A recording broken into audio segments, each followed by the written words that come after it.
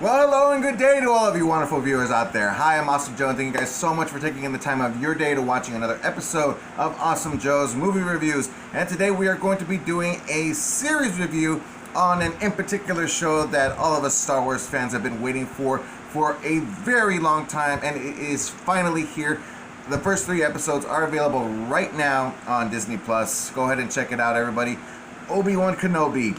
A series that we thought was going to be a movie at the very start of it when we first started getting those anthology films like Star Wars Rogue One and Solo, the Solo movie. So since it wasn't really that much of a success of having those individual anthology films, from what I presume, from what I've heard, that Disney and everyone that works at Star Wars went ahead and just decided, hey, you know what, I think it'll work a lot more better if our streaming services were to get our very popular franchises developed into a series, and getting a lot of viewers wanting to go and watching, and actually even as well expanding the storyline. So, and that's where we are right now with Obi-Wan Kenobi.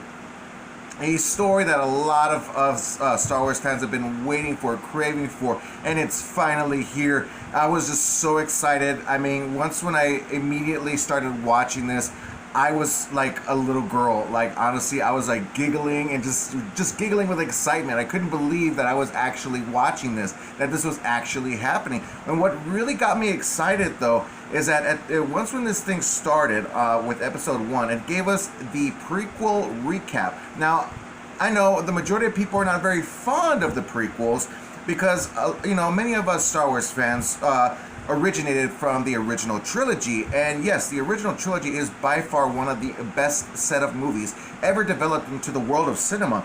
And for me personally, I enjoyed the prequels in a way. Even though that I knew the original trilogy, I wasn't too much raised by them. The prequels were more of my introduction to Star Wars. But like I said, I enjoy and I will always admire the original trilogy more than I do with the prequels. And yes, there are some flaws, many flaws about the prequels that I really dislike, but I always grew fond of it.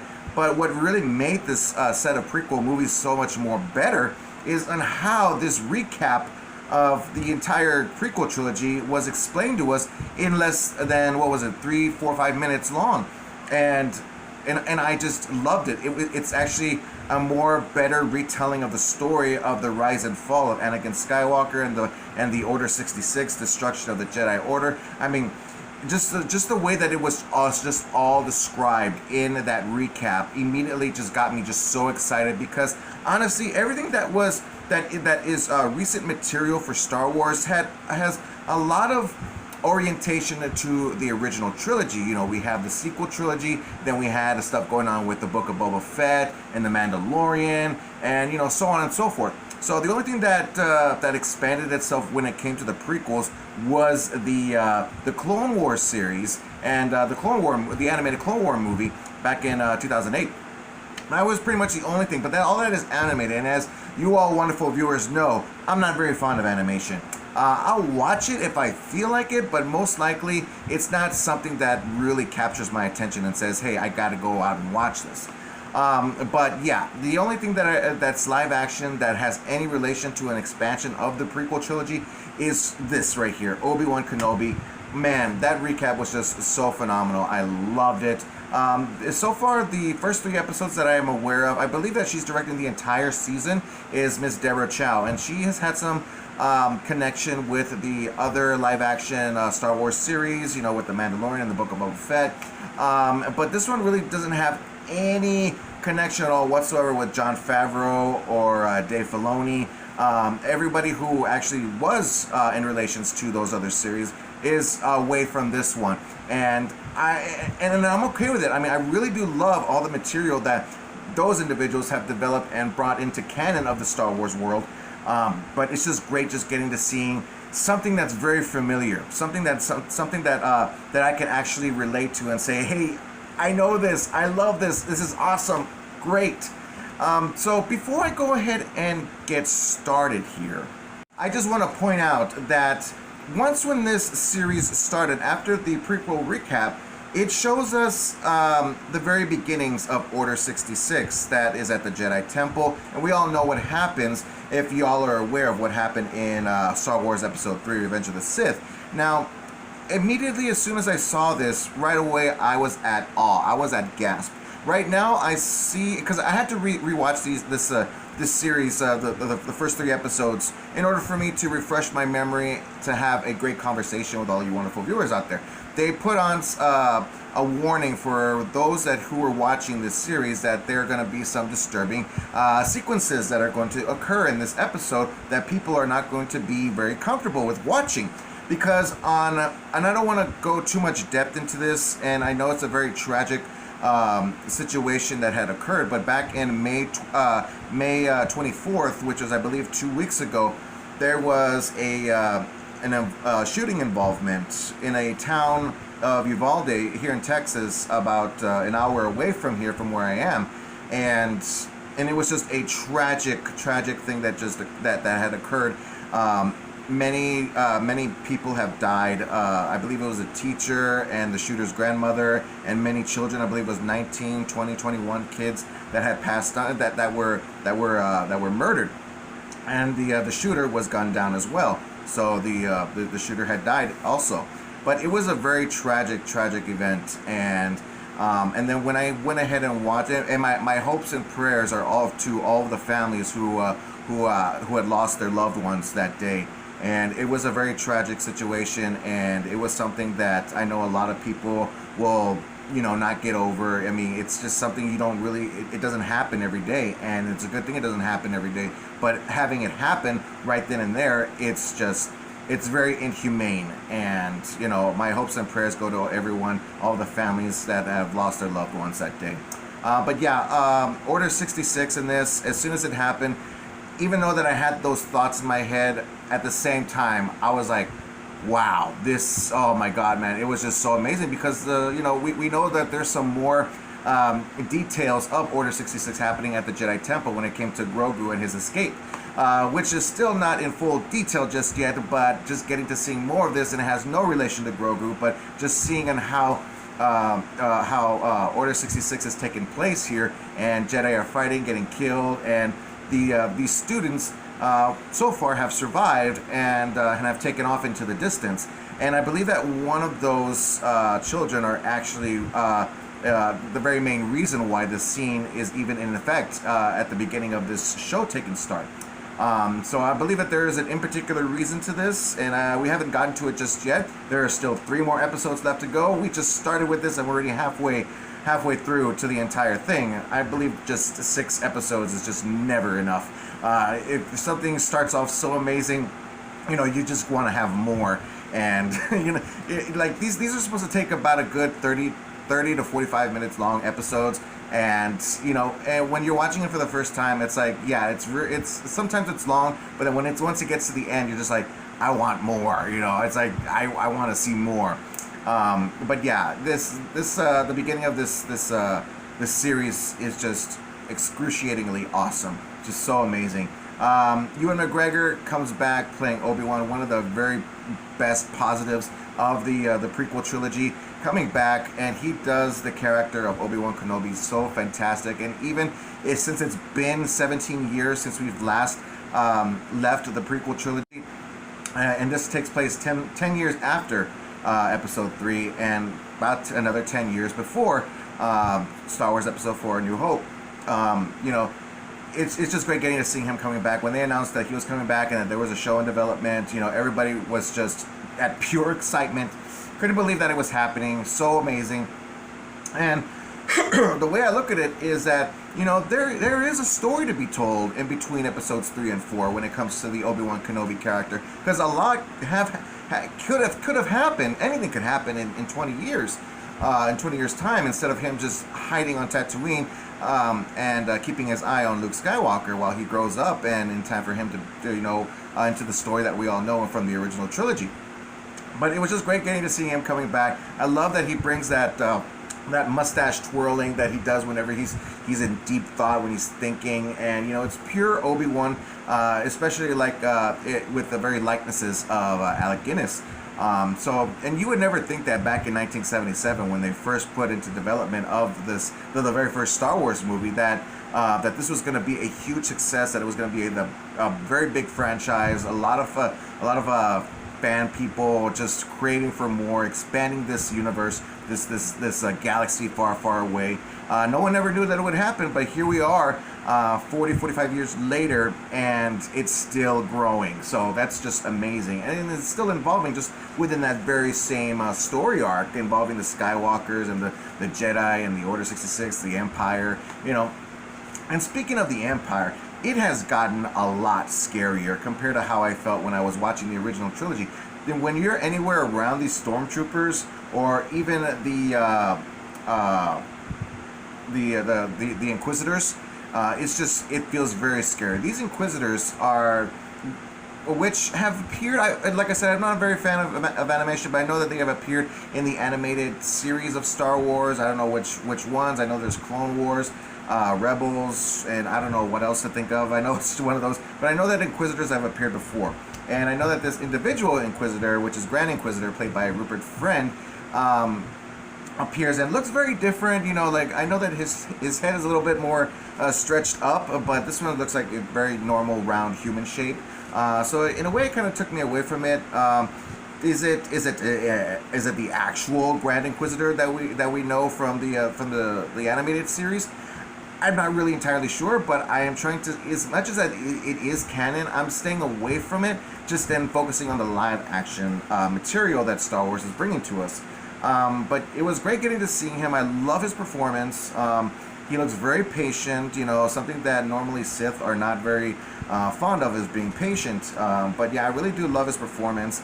And what Inquisitors are is, from what I've heard that has been explained in this series, is that they are young Jedi who were taken in and raised up as to being into the dark side of the Sith. So, and I'm just like, okay, I could go with that. I think that's where we're coming from when it showed us the Order 66 scene at the beginning of this series. So, and I think that there's going to be more, because there hasn't been any explanation to that in particular scene just yet. And I know that there's going to be it's like one of those 99% chances and of it happening, but there's always that 1% of knowing that it could be a possibility that it won't happen. But I'm really assuming that there will be a flashback scene that's going to happen during the prequel times, and just giving us some new material as to what we're dealing with and what involvement it has with the story of this season. So, and by the way, too, it is a limited series, meaning it's only going to take place within one season. It's just these 6 episodes, and then that's it. So far that we know, because there have been rumors, and nothing is confirmed just yet. But as successful as this series is, it appears as though that people want more. And because of that, nowadays, the studios are listening to the audience. And if people want more, and if there is a story to be told, they will probably do it. Now, I'm not saying that it will happen, but those are the possibilities. One of the new characters of this series is called Reva, which is also known as the third sister of the Inquisitors, played by Moses Ingram. Now, this character is very mysterious to me. I find that she does have a hidden agenda. She seems as though she does have something lurking under her cape, and she has plans for something. As to what it is, we are not sure just yet. But on the reality levels here, when it comes to fans, I hear that this actress, she is a very really great actress, and I really didn't have any problems with her in this. But she's been getting a lot of racist hate. I don't know why. I mean, it's something when it comes to African American actors and actresses portraying characters in the Star Wars universe happens to be a problem for some fans. For me, I don't really see it a problem. I mean, I love Billy D. Williams. I love Samuel L. Jackson. You know, everybody in this in Star Wars universe is never really a problem for me. I don't find racism as I don't really find racist as an issue. Like being a racist against actors and actresses is really unnecessary. People shouldn't be acting like that. It's not about what color skin you are. If you have the talent, if you can portray a character and be successful with it, then you're doing your job. We're all human beings here. We all have red blood. It's completely just fine. So I really don't find it as an issue. So I really dislike racism, and that it is a part of this when it comes to hating on one of the characters of the Star Wars universe. I really don't like that at all whatsoever. If y'all want to hate me on that, by all means, go for it. The thing is that I have my own personal opinion as much as you guys do, but let's leave racism out of it, you guys. But yeah, I really do find that this character is actually one of those kids that were part of the Order 66 at the beginning of the series. Like I said, that was a phenomenal scene, and as much as it was torturous to our recent event, it was still great having to watch. And there's a speculation here, thinking that because at the beginning, yes, she's one of the bad guys, yes, but in a way I felt like she's just like wanting to find Obi-Wan. They spent 10 years trying to find him, and they've given up hope because there's just no way of finding him. They already lost track of him. But in a way that it's described in episode 2, she finally finds Obi-Wan, and she lets him know that what her intentions are so far of getting capturing him and bringing him to Darth Vader.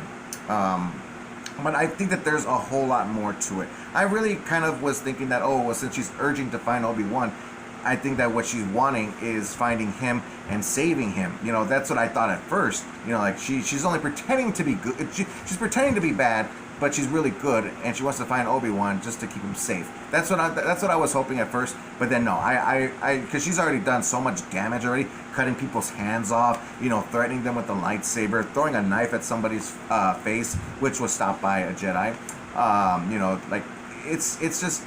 But she does have a lot of evil in her of the dark side, just as much as what Darth Vader has. But so in a way, I kind of feel like somewhere down the road, she still has that goodness. It looks like she still has that goodness in her, and she might turn good somewhere down the road of this series. And maybe the possible true enemy to this series could be this other character of the Inquisitors, the fifth brother, played by Sun Kang. And we all know who he is from the Fast and Furious movies. He's a really great, cool guy. And he possibly happens to be next in line to being the next Grand Inquisitor alongside against Reva, the third sister, just fighting for that lack of leadership alongside with Darth Vader. So it's a race to the finish line between those two. And I think that when it comes to the fifth brother, I find that if Reva's going to turn good, that fifth brother is pretty much the bad guy of this series. Not confirmed just yet, just theorizing. And one of the great characters of this series, which is only in one episode so far, I really want to see more of him, is Owen Lars, played by Joel Edgerton. And he was in the prequels as well too, in episode 2 and in episode 3. It was great getting to see him and knowing that we're going to get to see more of him in this, and just the way that his performance was just fantastic. I just wanted more. And there's this little starship toy that Obi-Wan gets from one of the Jawas, and that we see Luke playing with in episode 4. And who would have thought that was actually given to him by Ben Kenobi, Obi-Wan Kenobi. So it was great getting to see that. But he just returns it. He throws at Obi-Wan and says, "Listen, we don't want anything from you. We don't want you to be training him, and just like the same way you trained his father, turning evil, and he's going to turn evil too, history repeating itself, so on and so forth." So I really did love his performance, and the way that he is interrogated by the third sister. I just man, it was just an excellent performance, and I really do hope we do get to see him again later on in this series, because actually one or two several performances in this episode, in episode 1, is just not enough. We gotta see some more. Joel Edgerton did a fantastic job. And what was really a huge surprise of this, which was really unexpected, we didn't know that this was happening, but in comes a character that was, like I said, was not expected. Leia Organa. I mean, of course, rest in peace to Miss Carrie Fisher, but we've never seen, I'm pretty sure in video games possibly, but we've never seen in live action a little Leia Organa. And this one is played by Vivian Lyra Blair. Wow, she was just fantastic. I love her adventurous character. She really is a very resistant leader. She's just, and it's referenced on how much she's just like her mother, Padme Amidala. And she's aware too that she's not a true Organa. She's adopted. But I just love on how the fatherly-daughter relationship is between her and Bail Organa, which Bail Organa is back also, Jimmy Schmitz. And I don't know, it's just great getting to see how those two interact with each other, and you can see how their relationship grows and that how much they work alongside together in the resistance against the Empire. I mean, it's just phenomenal. I love seeing Bail Organa. I was even excited when I first saw him in Rogue One. I mean, just having to connect these the prequel trilogies and the original trilogy together, knowing that there is a connection between all these movies. So it was great getting to see that. But yeah, Vivian Blair, who does little Leia Organa, she did amazing. I at first, in a sense, I was thinking that I found her a little bit annoying because of how her resistant character is towards the series, but no. That's just who she is. That is Leia Organa, Princess Leia. The original. Now, not, I know Star Wars originated with 20th Century Fox, but now it's like she's the original first Disney princess. So it was great getting to see that and how her character develops. Her being a 10-year-old little girl to this grown-up Carrie Fisher version. And and it's true also that Obi-Wan Kenobi and Leia Organa know each other. It was just never really, there was never really a story that was thrown into the table. And here it is. Leia Organa, she gets kidnapped by these bounty hunters. One of them, which is led by Vect Nokru, and played by Flea. I recognized him right away, and I'm just like, wow, this dude still looks the same after all these years. The last time I saw him, I'm sure he's made several appearances after that, but last time I seen him personally, it was Back to the Future, and it was just great getting to seeing him, and it was great. The way that he was in this was just awesome. He wasn't even a Star Wars character. He was just Flea, honestly. He does get killed off, sad to say, but it was great getting to see him in this, and he was just like the perfect bounty hunter to come in and capture Leia Organa, just so that they could, they're hired by Reva, and so that way they could find a way to get Obi-Wan to, track him down and find him and, finally capture him after 10 years of looking for him. So that's the story, It kind of reminds me of the Mandalorian and Grogu, their adventures together. So now you got Obi-Wan Kenobi and Princess Leia together going on their adventures in this season. So and it's a good vibe. It's a good vibe. It's not bad at all whatsoever. I really do admire it so much. There are a few more characters in this series so far that we've been introduced to. We got Haja, which is played by Kumail Nanjiani, and I know him as what's his name from the Eternals, and he kind of pretty much plays the same guy. I love on how his character is in this. He's very comedic, and I love on how he plays himself as a false Jedi to help. He's literally helping people. It's just that he's a false Jedi. He's not no Jedi, but he's using the Jedi force powers to gain people's trust, so that way he can take them and keep people safe. And he's one of those good people in the galaxy, still sacrificing for freedom, fighting against the Empire, and saving people as much as he can possible. Yes, he's getting paid for it, but he's still doing a great deed. And alongside with him, part of his team is Tala, which is introduced in episode 3, played by Indira Varma. And I love how she's just part of the help. She's she was late to the party in the third episode because she was there to pick up Obi-Wan and Leia and escort them to the starship to go back to Alderaan. But of course, they run into several dead ends when the Inquisitors and Vader, who finally shows up, Mr. Hayden Christensen, which is great. Yeah, it's just, oh my god, man, they run into so many dead ends. You know, the third episode was really dark because of Darth Vader's approach into this series. But before I say that, there's another character that appeared in this, and his name is called Frick, played by Zach Braff. But I was mistaken, and a whole bunch of other people were mistaken to believe that voice was Seth Rogen. It sounded just like Seth Rogen, but it wasn't Seth Rogen. It was Mr. Zach Braff. And I think that he did a really great performance. He wasn't killed, he was just knocked out. You know, he did portray Obi-Wan and Leia for having to helping them, and almost got them arrested by the Empire. So, but like I said, stormtroopers got even scarier in this. And I know we're going to be seeing a lot more of that in the Erden, or how do you say, Argo, or I forgot what that series is, but the guy from Rogue One. But yeah, now let's go ahead and talk about the big guy, Mr. Darth Vader, aka Anakin Skywalker, which is no more Anakin Skywalker, played by Mr. Hayden Christensen, that we haven't seen as well, just like Ewan McGregor, in 17 years, and now here he is once more again playing Mr. Darth Vader. You know, he even played Darth Vader at the ending of Episode 3, and it's great getting to see him come back. But people were actually really questioning the idea as to, okay, he's coming back, but in what way? All we're thinking is, okay, flashbacks. That would be awesome, and I know it's going to happen, 99%, hoping that it will happen, and if it does happen, it's going to be exciting. But it's like, okay, anybody can play Darth Vader. You know, you're wearing the mask and the helmet and the suit. It's like, it's going to be really hard to tell that that's really Hayden Christensen in the suit. You know that this is Darth Vader, right? You know, James Earl Jones's voice comes back too, and he comes back and does the voice. And to be honest with you, the voice of Darth Vader in this is a lot better compared to the voice, which was still James Earl Jones, in Rogue One. In Rogue One, his voice sounded, you know, because he's gotten older, and you could tell his voice is older. It doesn't have the same connection as the way that he was speaking in the original trilogy. But here, I could tell they went ahead and did some adjustments technically to advance that voice up to make it feel more younger.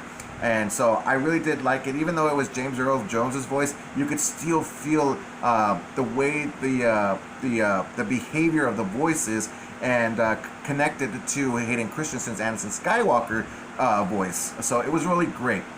And the way that he gets introduced into this, you know, at the ending of Episode 2, when having to reveal from Reva why Reva knows, I have no idea. I'm pretty sure no one's supposed to know this, but Reva revealing to Obi-Wan, telling him that, yes, Anakin Skywalker is alive. You thought he was dead this whole time? No, he's not. He's still alive, and he is not, you know, he's still evil, you know, but the thing is that he's not going to be the same that you remember, because there is this hallucination image of Hayden Christensen's Anakin Skywalker in the distance that Obi-Wan sees, and I saw that, I was like, ooh, got goosebumps. That was like, wow. I know that it was just an hallucination, but just seeing that, it's like, man, it was just from a distance, and you can tell if he's like de-aged or whatever, whatnot. But just because with that image right there, that's the way that Obi-Wan recognizes Anakin Skywalker. You know, the last time he's seen Darth Vader. And so he doesn't know what Darth Vader looks like. He doesn't know him with the helmet on and the suit and everything like that until the ending, until the final, the first conflict at the ending of this episode, where they finally have this reunion, you know, reuniting and going up against each other, having that next round fight between the two, which was something I was really excited for. Something I thought that we were going to get in Revenge of the Sith, you know, Vader in the full suit against Obi-Wan Kenobi. No, it was still awesome the way it was, how the whole thing was put together. But here it's like, wow, something we've been waiting for to see, seeing the next round between these two. You think that the next round was going to be them two against each other in Episode 4, but no. There's still more conflict between these two, even though that Obi-Wan Kenobi is hiding on Tatooine, and no one is aware of him being hidden. And it's just great on how these two come back together, and you know, and it wasn't really an entertaining conflict, you could tell that the way that Darth Vader was being, very torturous against him. He's in a way that he was performing his fighting techniques as like, I'm just messing with you because, I have revenge against you after what you did to me. But the thing is, I don't want it to be very rapid. I want to have fun, torturing the living life out of you, because he literally drags Obi-Wan Kenobi into the flames and showing him what it felt like, the way that he was burned to a crisp at the ending of episode 3. And it's just like, wow, I cannot believe that this was actually happening. You're seeing Darth Vader, and it's scary. The way that you see him in this is just pure scary. The way that he walks in, and it's just, he's torturing people because he senses Obi-Wan. And the thing is that Jedi used to be the guardians of peace and justice. If people were in trouble, Jedi come in and save the day. But now that Darth Vader walks in and is torturing people, he senses Obi-Wan. He's trying to lure Obi-Wan out into the open to try and finally find him. But people, man, you would think that. I still think it's still the best thing ever in Star Wars, but the hallway scene in Rogue One at the ending with Darth Vader with the lightsaber and against the Resistance, I'm just like, whoa, that was like, I still remember that experience where I was just leaning back on my seat and like, oh my God, what am I watching? And this is sort of the same thing where he's torturing people, snapping kids' necks, dragging people, choking them, and it's like, wow, man, this is like pure darkness. Like, you want to know, it's like we got to see how amazing Anakin Skywalker was, at being the best Jedi in the Jedi Order, and now here he is being Darth Vader, the biggest bad guy in the entire galaxy, torturing people, killing people. This dude, he's got pure hatred in him with huge force powers in him, man. This guy is like, wow, what the purest, biggest, awesomest villain in the world of cinema. So it was great getting to seeing that. And I love how Obi-Wan, he's just very saddened these last 10 years, which has really drained him down from his force powers. Not accepting himself being a Jedi anymore. He is, he's really out of the game. He hasn't practiced in 10 years. He's in hiding. And if there's any senses of him, on Tatooine, saving people from, in any critical crisis, it'll draw attention, and that's when the Inquisitors will come and look for him, and they will find him, hunt him down, and kill him or take him to Vader. It's like, yeah, he's really holding back, and because of him holding back and not doing anything about it, he's lost all senses of who he was that we know of in the prequel trilogy. So, and one of the things that was revealed at the ending of episode 3 when Yoda explained to Obi-Wan that that there is a way of having some connection to his old master Qui-Gon. It is announced, it is confirmed that Liam Neeson is coming back, and I know he's going to come back as a Force Ghost. And if it's just a voice over, I'm not going to like that at all whatsoever, because I know that Liam Neeson has gotten older compared to his performance in episode 1, The Phantom Menace. He gets killed off, of course, by Maul, and and just having to hear the fact that there's a possibility of we're going to get to see him. He keeps, Obi-Wan keeps on questioning, focusing and concentrating on communicating with his old master, but there is just no further connection. You just don't hear anything at all. You don't hear anything. You don't see anything. But it's just the anticipation in you, just knowing that it's going to happen. When, we don't know, but we know it's going to happen. When, I can't wait until that literally happens, when we finally get to see Qui-Gon Jinn coming back. So it's going to be awesome. Fantastic. Cannot wait. But so anyways, you guys, I know I've taken up a lot of time, but there's a lot here that happened in this series. There's a lot of great stuff that really I'm happy that it's part of Star Wars canon. And it's just 3 episodes. If I were to talk about the entire season, it'd probably be an entire hour, or even more. But yeah, a lot of stuff happened in these last 3 episodes, and there's still 3 more left to go. The first 3 episodes are now available on Disney Plus. If you haven't checked them out, what's wrong with you? Check them out. It's awesome. Don't wait for the entire series to be available on Disney Plus. Go and watch it. This isn't Netflix. Keep the anticipation going. Let it grow. Be excited to see what's going to happen a week later from now. You know, it's like I love it. You know, because like right now I know Stranger Things is out right now, available. The entire 4th season on Netflix. I haven't watched it just yet. I started to watch it, but I'm like, I gotta do my Obi-Wan Kenobi series for first 3 episodes first, before having to overfill my brain full of knowledge of the way that I felt about these last few series, because I'm really running behind on a lot of projects, on a lot of episodes that I really want to talk about. So much that needs to be talked about. But yes, up next I will be go ahead and talking about Stranger Things Season 4. And I know that there's spoilers out there right now, and I want to watch them, but I really don't want to and spoil it, because if there's one thing in this world that I really dislike, is spoilers. So don't spoil it for me, please. But anyways, you guys, like I said, that's my review for the first 3 episodes of Obi-Wan Kenobi series. What did you guys think? Let me know if you have any questions, comments, complaints, or concerns. Please feel free to leave it down in the comment section in the bottom. Let's have an awesome time talking about this series, or any in particular series in general, because I love to talk about movies and series, but most importantly, I love to talk about them with you. And don't forget that you can check out some more of my videos on Facebook and on YouTube. Just look me up at Awesome Joe Movie Reviews.